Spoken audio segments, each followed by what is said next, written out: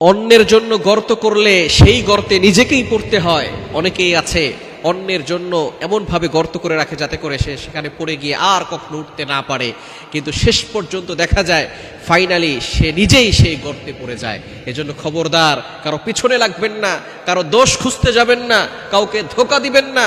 আপনি মনে করছেন কাউকে ধোঁকা দিয়ে বোকা বানিয়ে আপনি সফল হয়ে যাবেন, মনে রাখবেন কাউকে ধোঁকা দিয়ে ঠকিয়ে আপনি কখনো সফল হতে পারবেন না। আপনি মনে রাখবেন একদিন হাসর হবে, ওই দিন কিন্তু আপনি ঠকে যাবেন। আপনি ধোঁকা দিয়ে বোকা বানাচ্ছেন অন্য কাউকে, আপনি নিজেই সেদিন বোকা বনে গিয়ে জাহান্নামে নিক্ষিপ্ত হবেন। এজন্য অবশ্যই মানুষের পিছনে লাগবেন না, নিজের দোষগুলো তালাশ করেন, সেটা খুঁটে খুঁটে বের করে আপনি সংশোধন হওয়ার চেষ্টা করেন।